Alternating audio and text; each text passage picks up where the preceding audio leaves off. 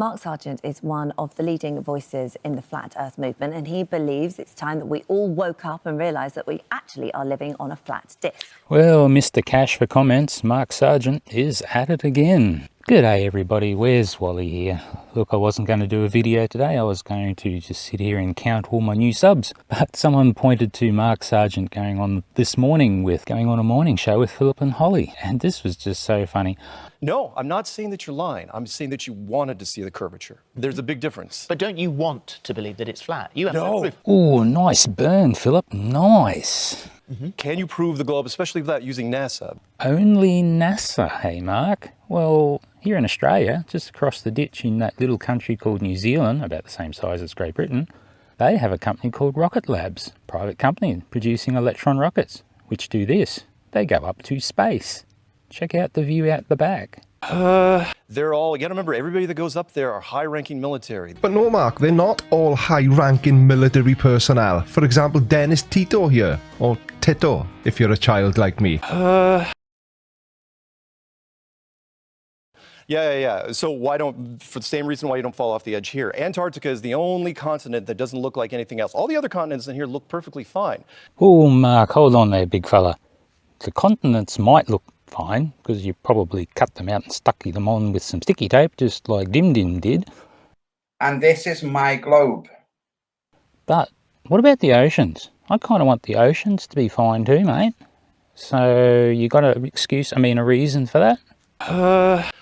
HD technology has changed that. Now we can see things way, way further. There's some wonderful work being done by Nathan Oakley and some UK teams where they're actually seeing a horizon behind oil platforms at 10, 15, 20 miles.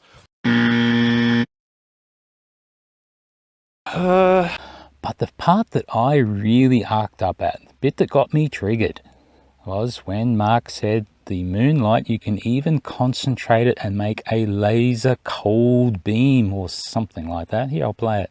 Fourth would be the moon temperature. That's a spooky one. I didn't even know that till about two years in, which is the moon generates a cold light, which is warmer in the moon shade than it is in the moonlight. If you magnify moonlight, it gets even colder. It's generating a cold laser light. It doesn't even make sense. Oh, no, you didn't, Mark. You didn't just say that, did you? Well, here we go. I've actually gone and done this. I've actually got a satellite dish which does concentrate the moonlight, and you can even see it. It's so bright, nice moonlight night. And here's the results. Look, I'm just going to play the rest of the video. Enjoy this, guys, while poor Mark, and fight the flat earth. Craig, if you're listening, mate, here's the video you're looking for. This is just the thing you need to poke at all those people who like cold moonlight. So what I got this time was the old satellite silver coated reflecto dish, and this is the one where I pointed at the moon and showed that the moon has white light. Sorry, Antonio. And so now I've got the sensor array. So there's 4 DS1820B sensors. These things are accurate to 0.1 of a degree. So there's 4 of them on an array there. And look, I'll show you how I proved that the system works last time. I'll just cut and paste a bit of that. My literature review was very poor, however. I did find D-Marble Laboratories have submitted a video on this subject, so let's have a look at the highlights. On a little carpet from inside the van. So here, let's just shoot one side. Okay, so that's the far side. We got 16 degrees on that side. Okay, now we're gonna do this other side here. Alright, around 14, 15, 19, kind of dancing around here. Okay, so a whole lot of what not to do then. My method will use an Arduino ESP8266 programmed to read 4 DS18B20 semiconductors. These devices are accurate to 0.1 of a degree Celsius. I made a device that reads all 4 sensors every 10 seconds. It then displays the 4 temperatures and a timestamp on an OLED display, and that same data is written to a CSV file to be imported into a spreadsheet for analysis.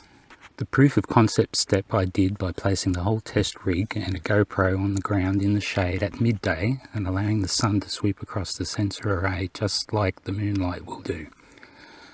I analysed the data as follows. I can see the temperature rising as soon as the direct sunlight hits the sensor. The graph shows all 4 temperatures, and it's obvious that there is a time lag as the sensors are heated in turn. Then I plotted the difference between a channel and the average of all 4 channels. That shows up nicely the heating differences and the time lags. This is exactly what I expected to see as the sun warms across the sensor array. Now I have the method and the gear verified. Let's test with the moon. So now that we can see that the system reacts quite nicely to heating, it's fair to assume that it's also going to react quite nicely to cooling. So what I did was on the Moonlight night just the other day, set it up in the yard at night and had the moon scrolling across. So I'll play that for you in just a second. And basically what you'll see is the moon behind the sensor array in full view, and you can see the sensor array with the 4 temperatures. Now let's have a look at that.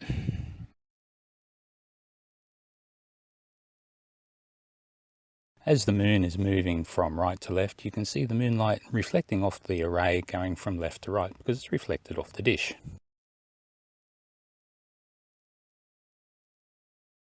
Yes, those temperatures are in degrees Celsius. I did do this in the depths of the Australian winter too, so bear in mind I had to stand outside in this cold.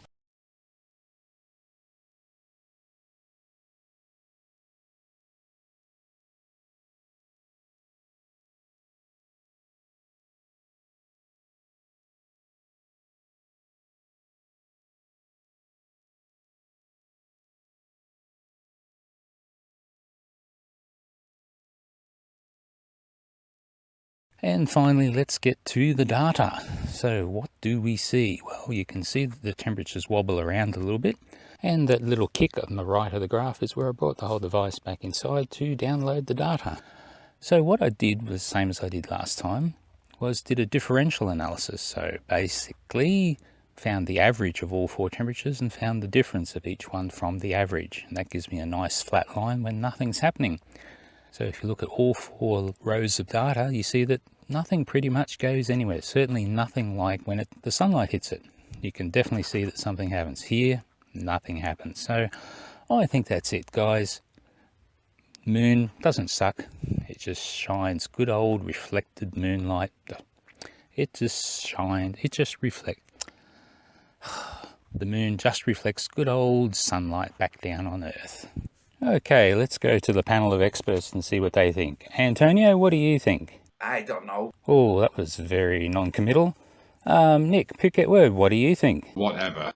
Oh, okay, fair enough. That blocking guy, what about you? Just tie a knot in it. Yeah, that's par for the course, isn't it?